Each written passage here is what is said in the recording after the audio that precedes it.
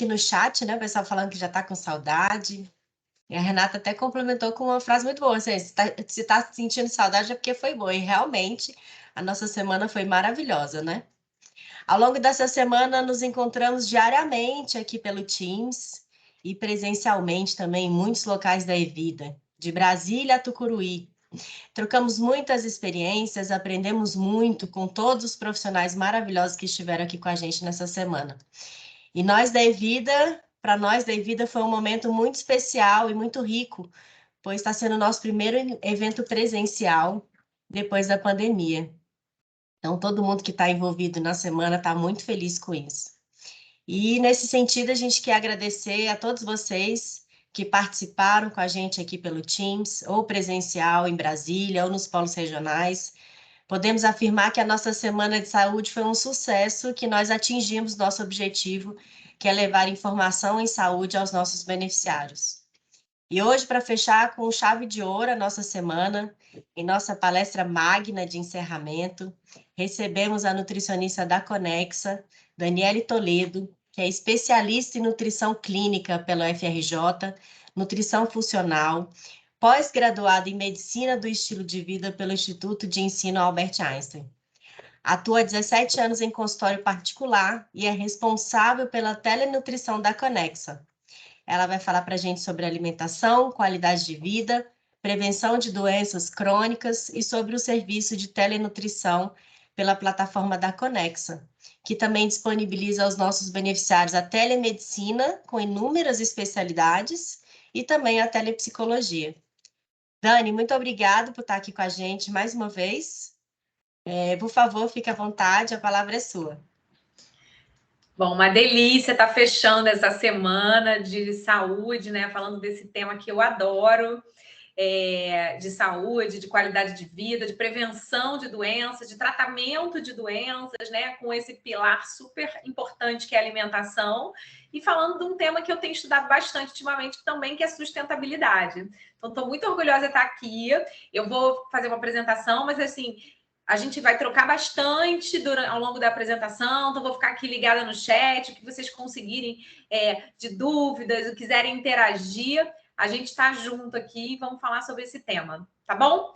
Bom, me apresentando de novo, eu sou Daniele Toledo, sou nutricionista da Conexa Saúde, sou responsável pelo time de nutrição, né? Hoje a gente tem um time bem robusto de nutrição na plataforma, todos vocês têm direito, não deixem de marcar a sua consulta. Sempre falo sobre a importância da individualidade do tratamento. Quando a gente acabar aqui a palestra hoje, né, um pouquinho do que eu vou falar, vocês vão entender a importância de ter um nutricionista só para você, para chamar de seu, personalizado, que vai levar em conta todos os seus hábitos alimentares, o seu gosto, a sua rotina, né?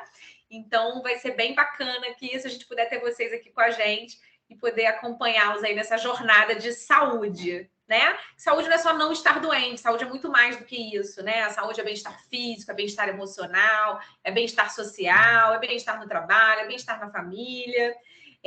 Então, a gente fala de saúde de um aspecto bem amplo e a gente vai falar sobre um pouquinho sobre isso também aqui na palestra, tá bom? Bom, vou compartilhar minha tela com vocês, que eu quero passar uma apresentação. Tá me dando ok aqui, se tá tudo bem? Parecendo já, Dani. Bom, então vamos falar aqui de alimentando a sua qualidade de vida, né? E aí a gente começa pela premissa de alimentar a sua qualidade de vida. Comer é uma das maneiras mais básicas de se cuidar, do autocuidado. Se a gente começa a transformar a nossa alimentação, se a gente começa a transformar as escolhas que a gente coloca para dentro da gente, não tenha dúvidas que isso vai repercutir na sua saúde, na sua qualidade de vida, em todos os pilares aí que a gente chama de estilo de vida saudável, tá? Sendo que alimentação e atividade física, né, esses dois pilares, são os que a gente tem hoje em ciência, artigos mais robustos, né, mais modernos, falando sobre tratamento, prevenção e como coadjuvante no tratamento de um monte de doença crônica, né, como hipertensão, diabetes, enfim, todas essas doenças que estão aí hoje em dia, né, que a gente está crescendo a beça em número de doenças crônicas, até porque a gente está vivendo mais. não tem como deixar de se cuidar sem passar por esse quesito de alimentação, tá? Então, falando sobre isso, eu vou falar sobre um tema, né, que eu sou especialista aqui pelo Einstein, que é a medicina do estilo de vida, que é uma medicina que maneja 6 pilares importantes na saúde. São eles a comida, né, a alimentação saudável, a atividade física, o manejo do estresse, o uso de cigarro e outras drogas, né, lícitas e ilícitas, a qualidade do sono e a saúde dos nossos relacionamentos. Quando a gente cuida dessas 6 áreas, a chance de você se livrar de um medicamento, até de evitar o uso de um medicamento só manejando esses pilares do que a gente chama de pilares da saúde, você com certeza vai ter muito mais longevidade, mais do que viver muito, você vai ter uma qualidade de vida muito maior, tá? Porque hoje o que deixa a gente saudável, né, é muito diferente de como a gente enxerga a saúde. O que deixa a gente saudável, né, esse gráfico aí mostra bem, são os hábitos alimentares, os hábitos de saúde, os hábitos de relacionamento, o ambiente que a gente vive, né, a genética que a gente tem. E o certo seria que os tratamentos fossem uma parcela muito pequena.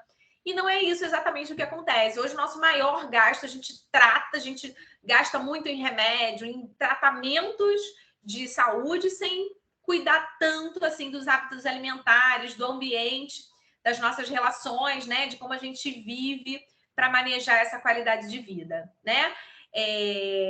E às vezes a gente pensa assim, mas a academia é cara, mas comer a alimentação mais saudável é mais caro. Não vou deixar isso para lá, vou botar debaixo do tapete, vou fingir que não estou vendo. Só que o custo que a gente vai ter lá na frente com o tratamento acaba sendo muito maior. Então, o que a gente puder fazer para evitar, né, a médio, a longo prazo, né, os danos da qualidade de vida, né, da má qualidade de vida, retardar isso, melhor, inclusive para a nossa saúde financeira, tá? Hoje, a gente tem no Brasil, tá? Esse aqui é dado do último censo, quase 60% da população acima do peso. Dessa população acima do peso, né, 21% é obesa, ou seja, tem um IMC ainda maior do que 30%, que é o índice de massa corporal. 24,5% da população brasileira é hipertensa, que é uma doença crônica que a gente consegue reverter, tratar e evitar somente com alimentação. E 7,4% da população é portadora de diabetes. Esse dado do diabetes é um dado que nos chama muito a atenção, porque o Brasil tem crescido em número de diabéticos, né, de indivíduos diabéticos, de uma maneira absurda, né? A gente estima, né, os dados de saúde estimam que ao longo dos próximos 10, 20 anos, quase 20% da nossa população vai ser diabética. Isso independente de ser o diabético tipo 1, né, que é aquele insulino dependente, ou o diabético tipo 2. E a gente sabe todas as repercussões que o diabetes provoca, né, na saúde. Então, assim, a gente tem que cuidar desse quesito alimentação, porque a gente já virou um país que está pagando um preço por ter 60% quase da sua população acima do peso. E a gente consegue reverter isso, como eu disse, com alimentação, né? E falando aqui também de um tema de sustentabilidade, né, que foi trazido aqui nessa semana, a gente também tem um crescente interesse mundial pela sustentabilidade ambiental, né? Inclusive dos padrões alimentares. Então, a gente tem uma preocupação com os efeitos da nossa alimentação também na saúde do planeta. Então, pensando nisso, né? Alimentações mais integrais, baseadas em planta, né? Dieta, por exemplo, que a gente chama de dieta mediterrânea, que é uma dieta mais baseada em peixes, em legumes, em verduras, em cereais integrais, longe, né, dos aditivos químicos, dos produtos em pacote. Elas podem sim ser uma solução não só para a saúde do indivíduo, mas também para a saúde do planeta, né? Com uma redução mesmo do impacto do ambiente. Eu tenho um slide aqui que eu vou mostrar para vocês, né? Só para vocês terem uma ideia. Nesses 3 primeiros quadrinhos, a gente fala sobre a emissão de gases poluentes no organismo, né? o uso doméstico são 11%, é responsável por 11% da emissão dos gases. As indústrias, né, que a gente morre de medo, é responsável por 19%, e a agricultura, né, é responsável por até 70% da emissão de gases poluentes no nosso planeta. E quando a gente fala de consumo de água, por exemplo, uma maçã, para você cultivar 1 quilo de maçã, você precisa de 822 litros de água, e para você cultivar 1 quilo de carne de vaca, você precisa de 15.415 litros de água. Então, isso diz muito também que as nossas escolhas alimentares, elas não são boas só para a gente, elas são boas a quem está ao nosso retorno, ao nosso entorno. Não estou fazendo nenhuma apologia, né, à dieta vegetariana, vegana, né, a alimentação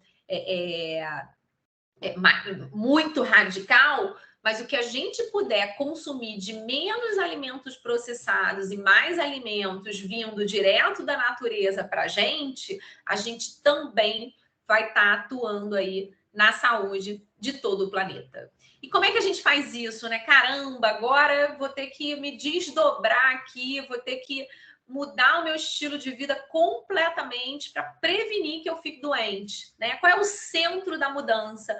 O centro da mudança não é nenhum milagre, nenhum segredo. O centro da mudança é comida caseira. Existe uma correlação inversa entre mortalidade por diversas doenças e o consumo de comida caseira. Esse estudo, que é um estudo de 2013, pessoas que comem comida de casa pelo menos 5 vezes por semana, né? Então, a gente considerando que a gente tem 14 refeições na semana, almoço e jantar de 7 dias, se você conseguir pelo menos 5 vezes na semana comer em casa, a chance de você variar mais os legumes, as verduras, de ter uma comida mais nutritiva, mais saudável, variação de frutas, com mais fibra, numa quantidade adequada, é muito maior.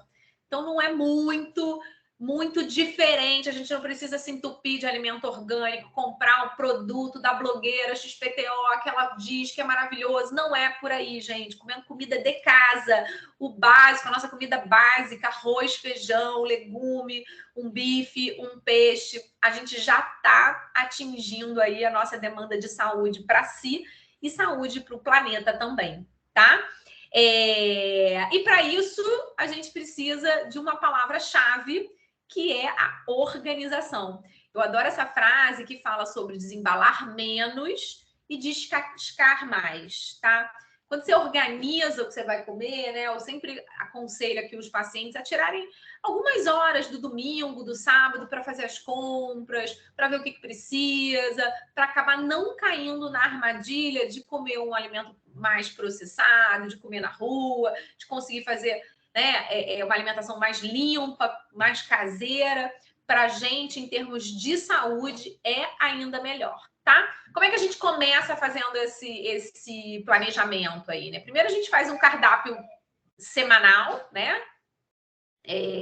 O mais otimizado possível. Você não precisa cozinhar todo dia. O arroz você pode deixar para 3 dias, o feijão você faz uma quantidade grande, deixa para o mês inteiro, vai tirando e refogando, né? As proteínas você pode já guardar elas embaladas em porções individuais, e aí na hora de fazer a marmita para levar para o trabalho, né? Você só grelhar, você só colocar no forno. Os legumes e verduras, a grande maioria dos legumes a gente também consegue congelar e aí manter a crocância dele, né?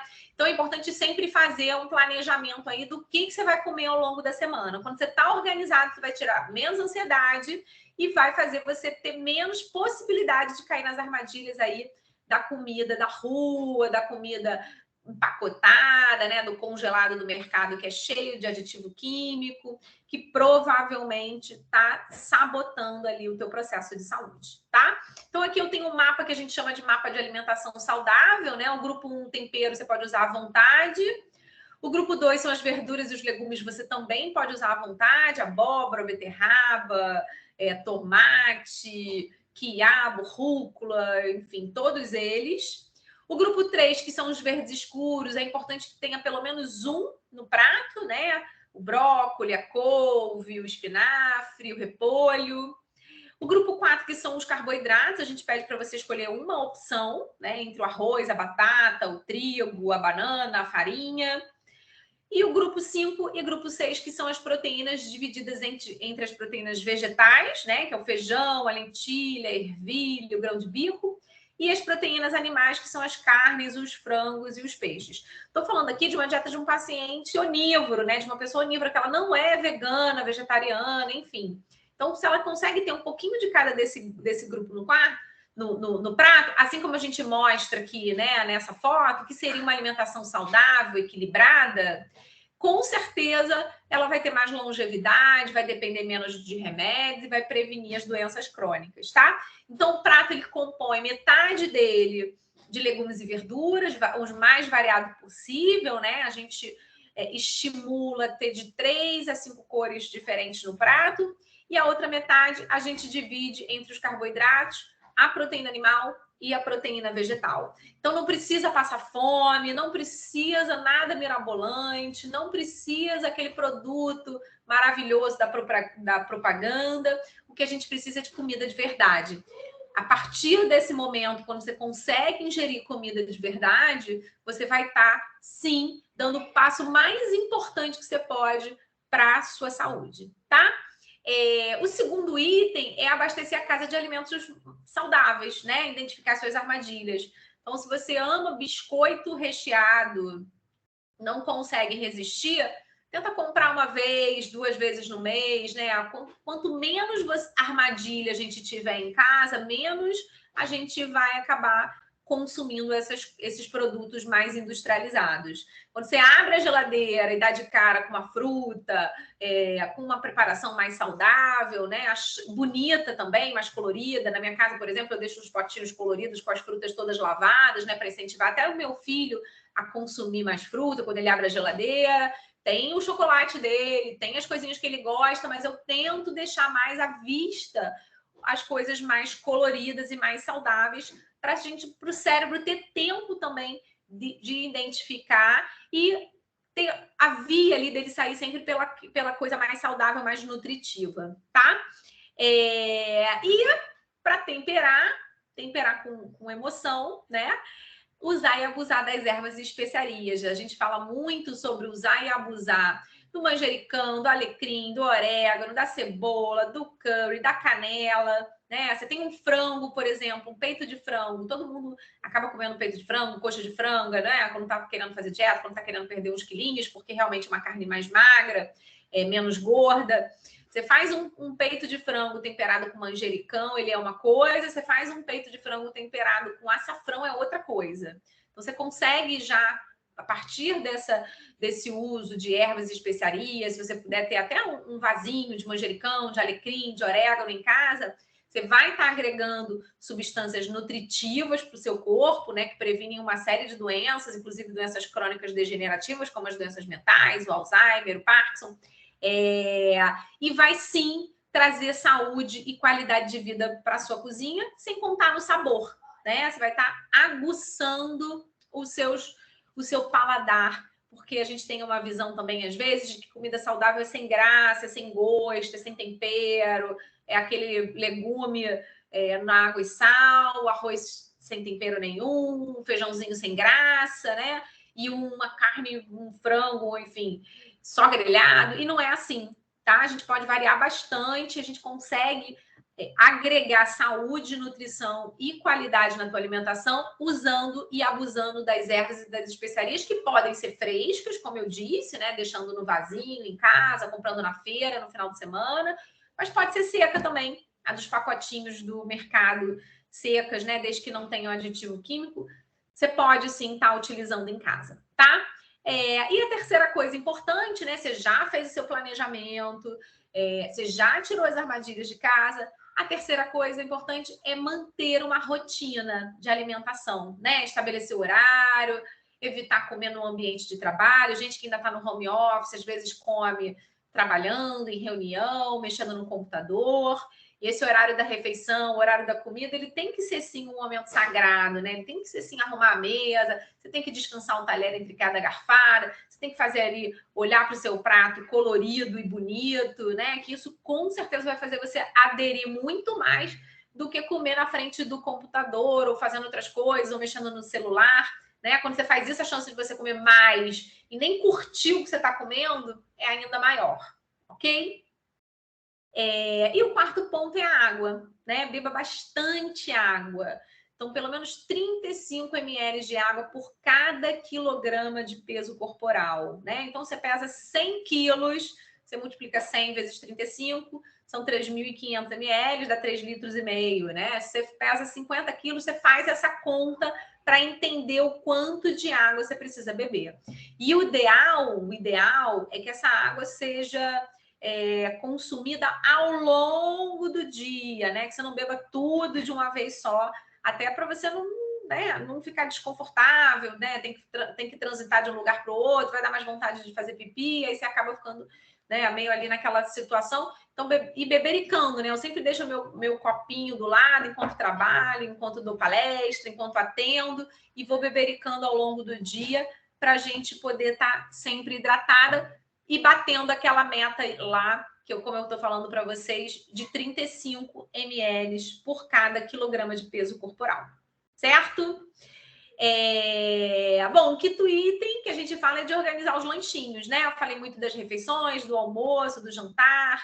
Agora, se você puder cuidar também do que você vai comer nos intervalos entre um e outro, também vai ajudar bastante a gente nesse sentido, né? Então, sementes, as castanhas, a azeitona, pipocas, frutas mesmo, fruta fresca que você pode deixar lavada, uma maçã que você deixa já lavada na geladeira, quando você abre, você dá de cara com ela, que você leva para o trabalho, um queijinho mais saudável, que você pode beliscar ali entre uma refeição e outra. Isso vai te ajudar também a evitar chegar com muita fome e voracidade na hora da refeição e conseguir quantificar, né? Porque quando a gente está com fome, a gente perde o filtro e acaba comendo qualquer coisa, de qualquer jeito, sem às vezes nem pensar e nem prestar atenção no que você está colocando para cima de você, para dentro de você, tá?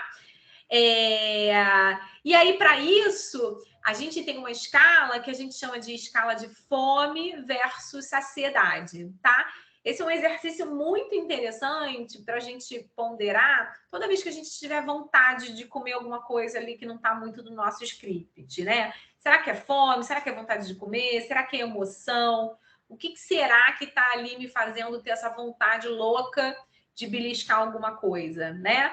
E aí, porque às vezes você tá com fome mesmo, né? Você tá comendo mais, ou tá comendo mais besteira, né? Às vezes é fome mesmo, né? E a fome, como eu disse, é o primeiro gatilho para você não prestar atenção no que você vai comer na sua próxima refeição, tá? Então, a gente sempre pondera aí essa escala, que é uma escala de fome que vai de 0 a 10, e o inverso da saciedade, que vai do 10 para o 0, né? Então, eu tô absolutamente estufada, é sinal de que eu tô com 0 fome e 10 de saciedade. Eu tô tão cheio que chega a doer, passando mal, eu tô com 1 de fome e 9 de saciedade, tá? E aí, consequentemente, qual que é o melhor dos mundos, né? É que a gente esteja sempre ali no 5. 5 para fome, 5 para saciedade. Nem morrendo de fome e nem completamente desconfortável. O ideal é que a gente esteja o tempo inteiro confortável, né? Que a barriga esteja ali no momento ali de poderia comer mais alguma coisa, mas também se não comer, tudo bem, né? É uma coisa, atrás disso que a gente tá. Porque quando você tá assim, sinal que você não tá comendo demais, e sinal também de que você tá conseguindo equalizar ali a sua alimentação, ok? E agora eu vou falar um pouquinho sobre o que a gente tem de mitos e verdades na nutrição, na alimentação, ok?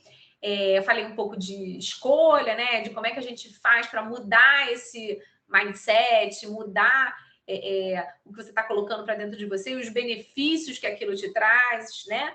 E a gente, como hoje está muito exposto, a gente vê um monte de coisa aí no mercado, nas mídias sociais, né? Falando dos mitos de alimentação, e nem tudo que a gente lê ali é verdade, tá? Então, o primeiro mito que eu vou falar é que água com limão em jejum emagrece. Tem até um meme engraçado que fala que emagrece só se o limoeiro tiver a 3 quilômetros da sua casa, né? Que aí você tem que ir lá colher todo dia e voltar. Isso não é uma verdade, gente. Não emagrece, não alcaliniza sangue, não muda pH de nada, tá? Que a coisa que você pode acontecer consumindo água com limão em jejum é ganhar uma bela de uma gastrite ou até de uma úlcera aí a médio prazo. E tem ainda uma descalcificação dentária. Existem alguns estudos agora mostrando, né, de descalcificação não erosiva, ou seja, não é cárie, não chega a ser cárie, né, pelo desgaste mesmo do dente, que acontece a partir do consumo desses alimentos muito ácidos, refrigerante, café em excesso e a água com limão em jejum aí que virou febre num período. Ela ajuda em quê, a água com limão em jejum? Ela ajuda a aumentar o aporte de vitamina C, ela ajuda na digestão, né? Se você estiver consumindo ela pós-refeição, mas nunca em jejum. Ela ajuda de uma certa forma, né? Como você acorda fazendo uma coisa por você, ela ajuda ali a ter uma coisa saudável, nutritiva, ser uma forma de você ancorar o teu pensamento na alimentação saudável, mas ela não ajuda a emagrecer, tá? Então, ela só vai ajudar a emagrecer se você for todo dia lá colher o limão.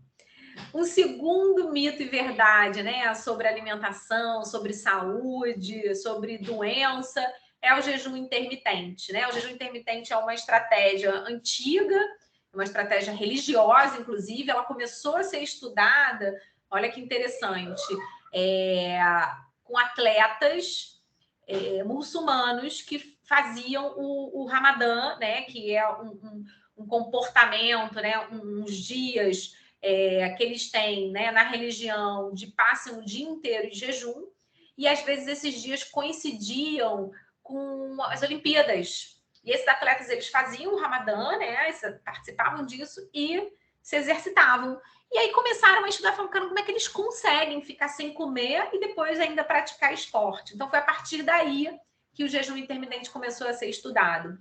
E aí o que se descobriu, né? Que no jejum você mobiliza todas as suas reservas de energia, sejam elas a reserva de gordura e podendo ser também as reservas musculares. O jejum, ele não garante que você vai só perder gordura, tá? O jejum, às vezes, você perde coisas que são importantes para o seu organismo, inclusive líquido. Ele serve para todo mundo ou ele não serve para todo mundo? Ele serve para algumas pessoas, sim, tá? Ele serve para quem tem questões, inclusive com alteração de insulina, para mulheres com síndrome de ovário policístico, porque no jejum você consegue modular a insulina. Você fica um tempão sem comer, você fica com a insulina em repouso. Eu costumo dizer que o jejum é como se fosse desligar e ligar o computador quando ele está lento, ou desligar e ligar o celular quando ele não está funcionando direito. O jejum serve para isso, para a gente desligar e ligar o corpo de novo. Mas ele tem que ser feito com acompanhamento individualizado, porque ele também traz malefícios, como a perda de massa muscular, né? Até podendo ser gatilho para uma possível compulsão alimentar. Você faz uma restrição muito grande, aí quando come, o corpo quer repor tudo que ele perdeu, uma desidratação, uma alteração de pressão.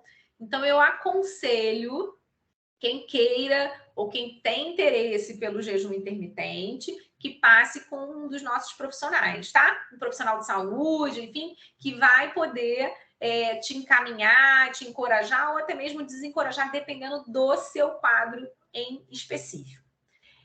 O terceiro mito, né? Teve uma moda aí há pouco tempo, que é a moda do glúten. O glúten engorda, o glúten faz mal, o glúten vira uma cola, o glúten é inflamatório.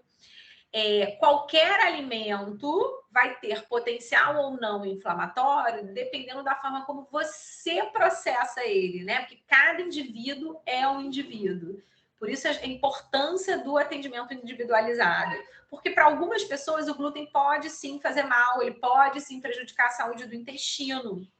Mas isso não funciona para todo mundo, né?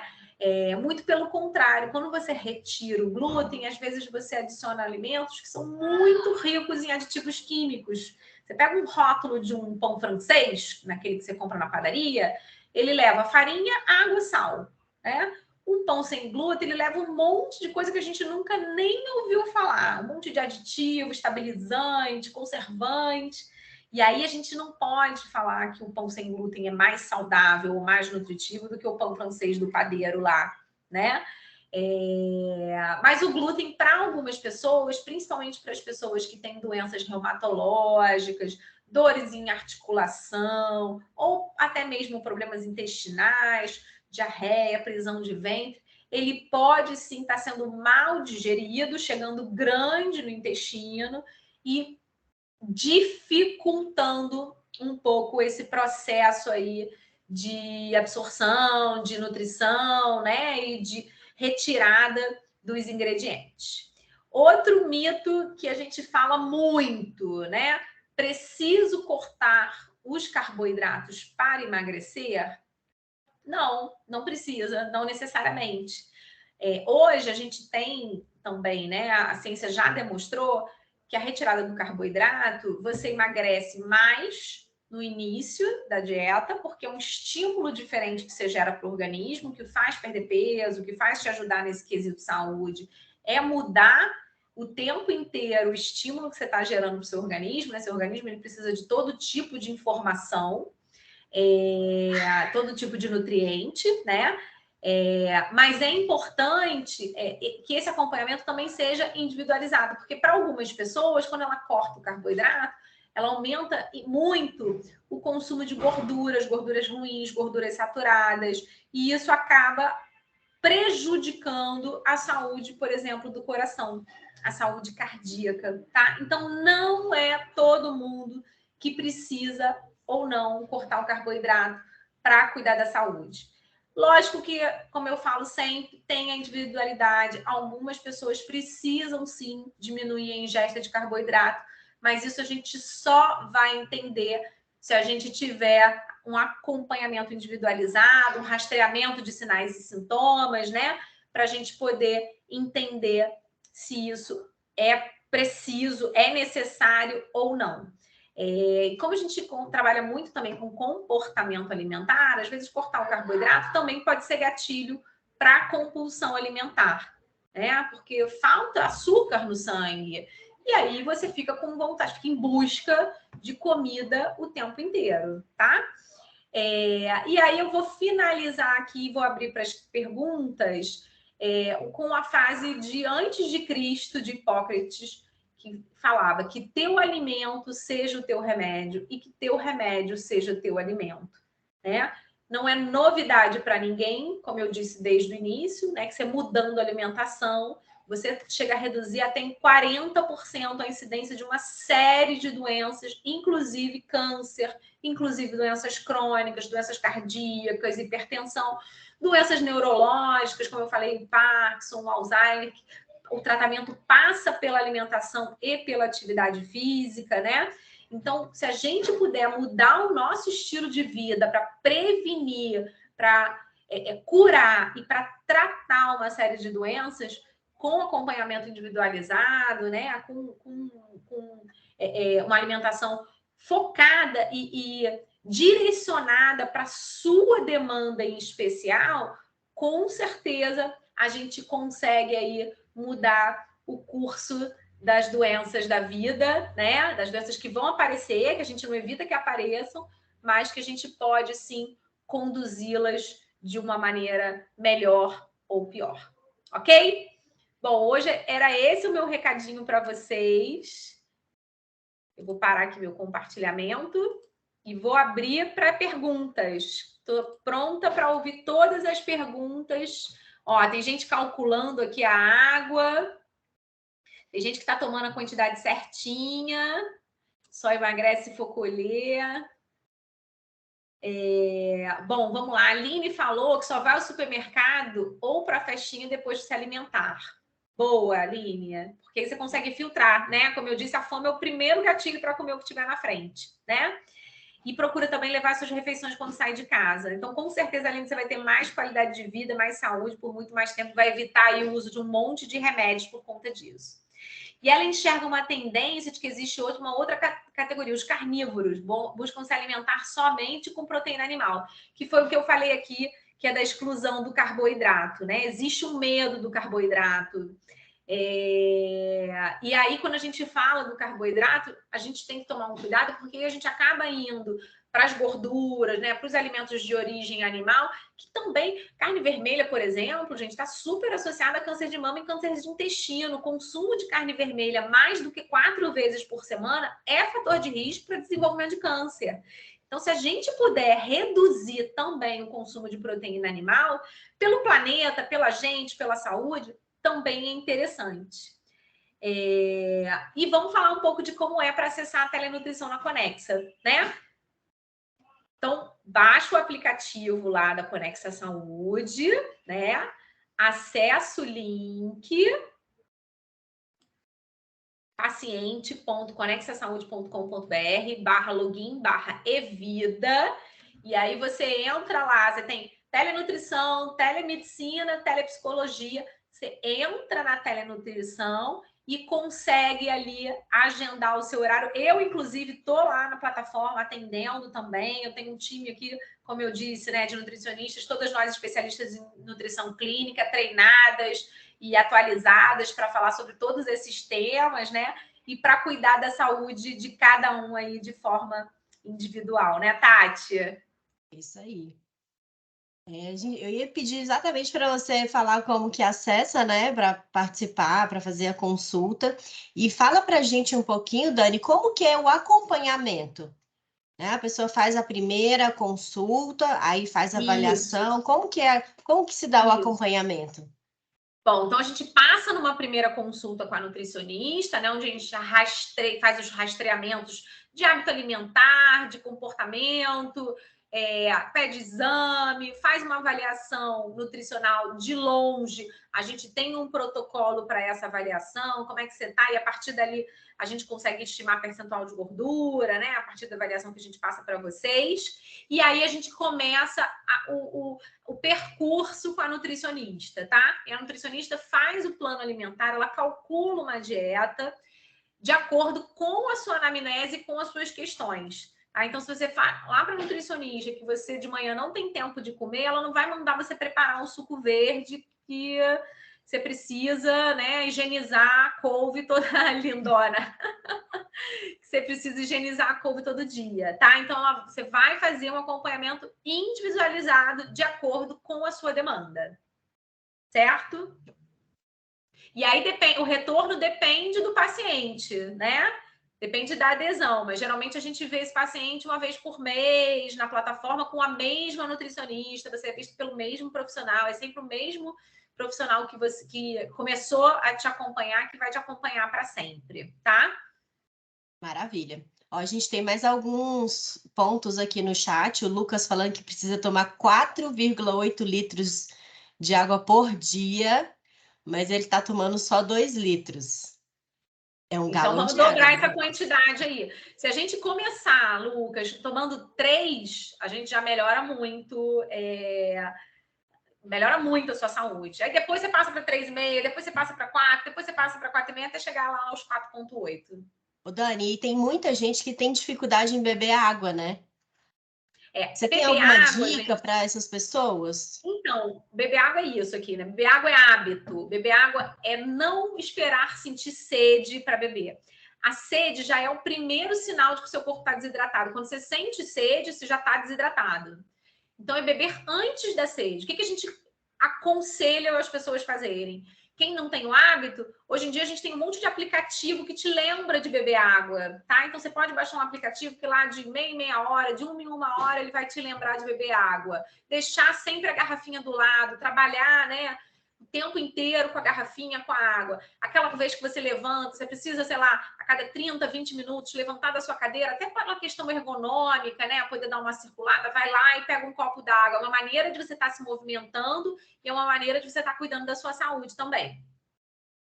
E a questão de saborizar a água, o que você acha dessa estratégia?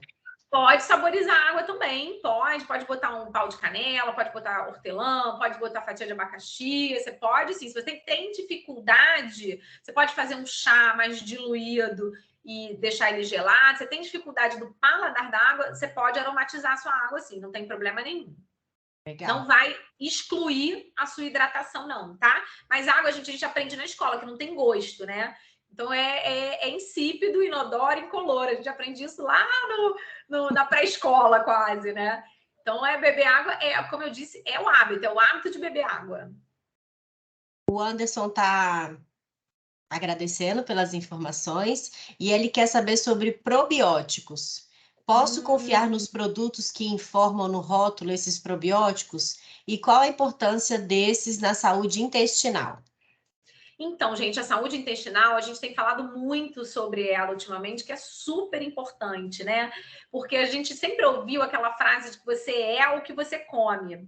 Mas, na verdade, você é muito mais do que você come, você é o que você absorve, né? E essa absorção depende da sua saúde intestinal. Então, se você tiver uma dieta maravilhosa, tomando lá o seu suco verde, que nem a Tati todo dia de manhã, mas tiver uma saúde intestinal prejudicada, tiver uma flora intestinal pobre, você não vai absorver isso. Você não vai aproveitar os nutrientes que você deveria estar aproveitando. E vice-versa. Então, funciona mais ou menos, a saúde intestinal é a terra que precisa ser arada, que precisa estar rica em vitaminas, em minerais, né? No caso do intestino, em probiótico, e o alimento é o que você planta ali. Então, você pode ter uma muda, você pode ter uma semente maravilhosa, mas se a terra não tiver cuidada, se o lugar onde você vai plantar aquilo não tiver cuidada, a chance daquilo não florescer, daquela planta não se desenvolver é muito grande. E acontece a mesma coisa com o intestino. Então, é muito importante o uso de probióticos, tá?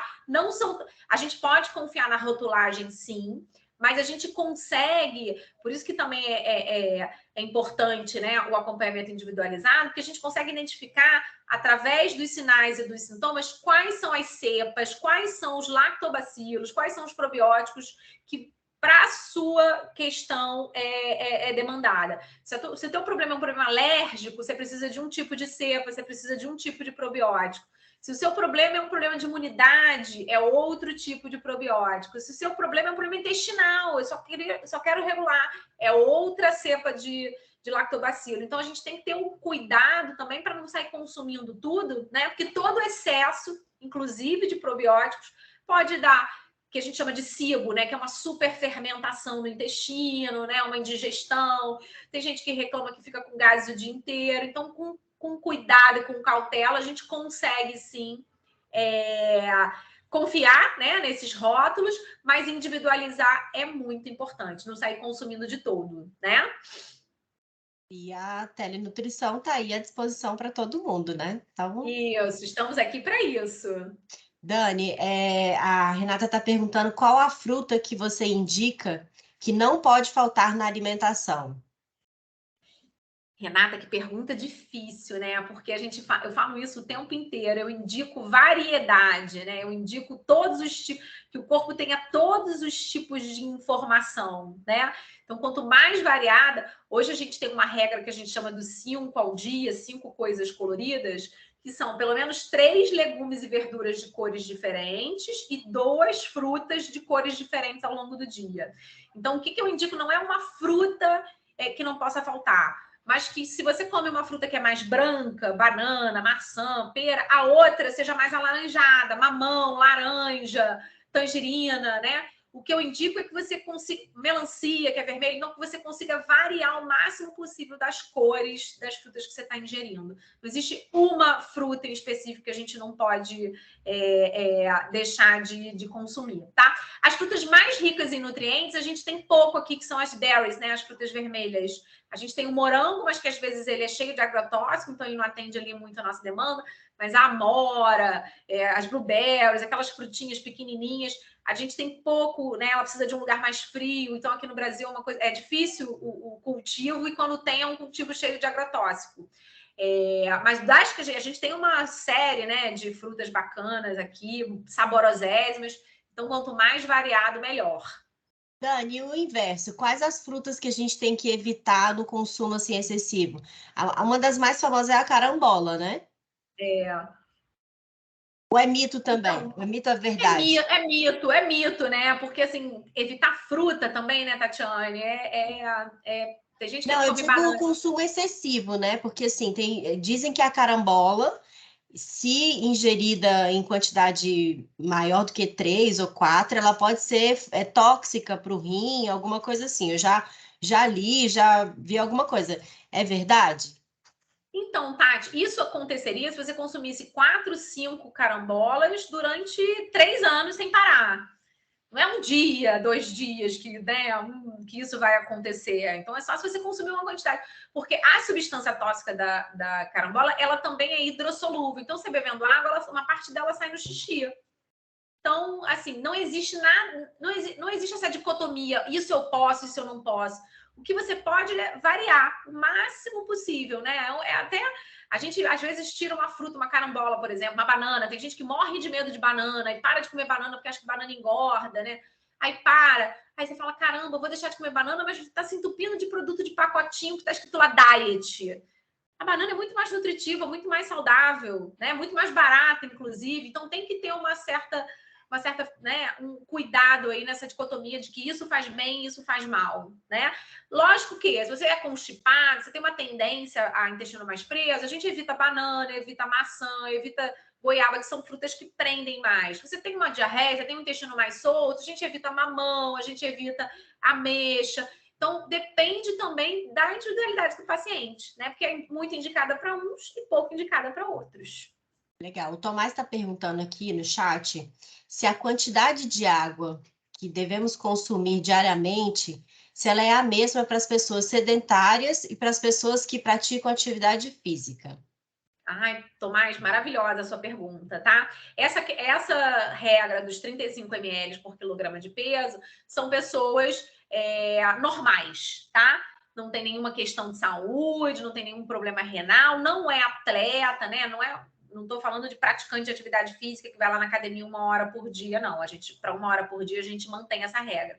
Agora, atleta, por exemplo, né? Ontem eu até atendi uma paciente aqui na plataforma que faz 3 horas de exercício por dia. Aí a gente tem que ajustar essa quantidade de água, chega até 45, 50 ml por quilograma de peso. Mas isso com muita cautela, porque a gente não pode exagerar também, senão o paciente pode ter uma hipotensão, né? Você bebe muita água, você dilui os sais minerais e aquilo sai no xixi. Então, com cuidado ali, a gente tem que fazer nessa questão para os pacientes atletas também, tá? Grande chave da vida é o famoso equilíbrio mesmo, né? Equilíbrio, é verdade. Com tudo, né? Em tudo, em tudo. Pessoal, eu vou colocar aqui no chat para vocês um link. E como hoje é o nosso último dia, né, da semana de saúde, eu quero aproveitar que vocês estão todos aqui presentes para entregar a nossa 17ª edição da revista Evida News, tá? Já está aqui no chat. Então, acessem o link e aproveitem os conteúdos que foram preparados com muito carinho para todos vocês. Eu quero passar a palavra agora para a Laiane, que é a nossa gerente de saúde, vai dar uma palavrinha para a gente. Com você, Lai. Bom dia, sensacional a palestra, adorei. Obrigada, doutora Daniele. Essa semana tivemos o prazer de ter a Gabriela aqui com a gente, nutricionista também da Conexa. Foi excelente, todo mundo aqui ficou apaixonado, todo mundo queria fazer avaliação. Tivemos filas aqui na sede para o atendimento com ela. E, assim, de tudo que você falou, a gente fica muito reflexiva sobre a questão da alimentação, né? Eu fiz uma reeducação alimentar há 8 anos, e desde quando eu passei a estudar sobre o alimento, sobre como funciona, sobre essa questão do equilíbrio, eu pude perceber uma melhora significativa no meu corpo, na forma como eu administro a minha alimentação. Aí eu vendo ali as dicas da Aline, né? A gente comer antes de ir ao mercado, a gente comer antes de ir para a festinha, não comprar coisas não saudáveis para dentro de casa, ou comprar dentro de um limite. Então, tudo isso eu aprendi nessa reeducação alimentar, no exercício. Então, eu espero aí que quem não tenha tido a oportunidade de fazer essa reeducação alimentar, que aproveite hoje os ensinamentos da Daniele, que foram sensacionais, e passe a fazer, porque, como ela colocou, que a comida seja nosso remédio, né? Então, assim, não existe outra saída, gente. Eu participei de uma palestra esse mês também no STJ, promovido pela ANS, que apresentou exatamente esse dado que ela apresentou aqui. Mais de 50%, mais de 55% da nossa população está com sobrepeso. Então, isso também, o aumento devido à pandemia, né, Covid aí, muita gente ficou em casa, e em casa a gente acaba comendo mais.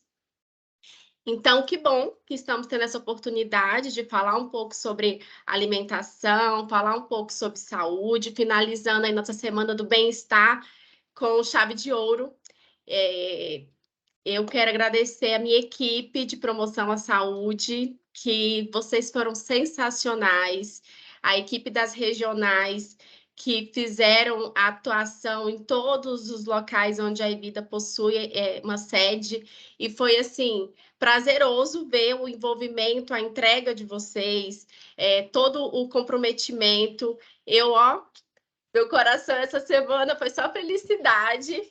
Tenho muito orgulho de trabalhar com essa equipe. Infelizmente, a diretora Carleusa não pôde fazer esse fechamento, então eu estou aqui falando em nome da Diretoria de Saúde, que fechamos a Semana da Saúde com a sensação de dever cumprido. Então, em 2023 teremos mais, mês que vem agora temos o Outubro Rosa, Novembro Azul, que vamos ter mais ações. Contamos com a participação dos nossos beneficiários, que isso tudo é feito para vocês, por vocês. E assim, gente, só gratidão, um beijo, bom final de semana. Muito obrigada, gente. Um abraço, Dani. Mais uma vez, Gente, muito obrigada. Um prazer falar para vocês. E eu espero vocês aqui na plataforma para a gente fazer o nosso atendimento nutricional também. Vamos lá, gente. Um beijo para todo mundo. Bom fim de semana. Até a próxima. Tchau, tchau.